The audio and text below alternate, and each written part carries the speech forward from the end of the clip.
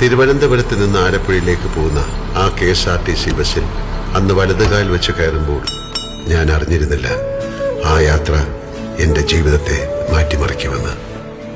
മഞ്ഞിൽ വിരിഞ്ഞ പൂക്കൾ എന്ന സിനിമയിൽ അഭിനയിക്കാനുള്ള അവസരം തേടിപ്പോവുകയായിരുന്നു ഞാൻ. യാത്രകളുടെ വിരസത മാറ്റാൻ കൂടെയുള്ള യാത്രക്കാരുടെ അനക്കങ്ങളും ഭാവങ്ങളും ശ്രദ്ധിക്കുക, അവരുടെ മനസ്സിനുള്ളിൽ എന്താവും എന്നൊക്കെ വെറുതെ ചിന്തിക്കുക എന്നൊരു സ്വഭാവം അന്നും എനിക്കുണ്ടായിരുന്നു. ഒരുപക്ഷെ അതായിരിക്കാം ഞാൻ അറിയാതെ പഠിച്ച അഭിനയകലയുടെ ആദ്യ പാഠം. ആലപ്പുഴ ബസ് ഡിപ്പോയിലിറങ്ങി നവോദയ സ്റ്റുഡിയോയിലേക്ക് നടക്കുമ്പോൾ ആ ആനവണ്ടിയും അതിലെ മനുഷ്യരും എനിക്ക് ആശംസ പറയുന്ന പോലെ തോന്നി. അഭിനയ പരീക്ഷ കഴിഞ്ഞ് ഞാൻ മടങ്ങിയതും പ്രിയപ്പെട്ട ആനവണ്ടിയിൽ തന്നെ. പോയ ഞാനല്ലായിരുന്നു തിരിച്ചു വന്നത്. പിന്നീടുള്ള മോഹൻലാലിന്റെ ജീവിതം എന്നേക്കാൾ നിങ്ങൾക്കറിയാം.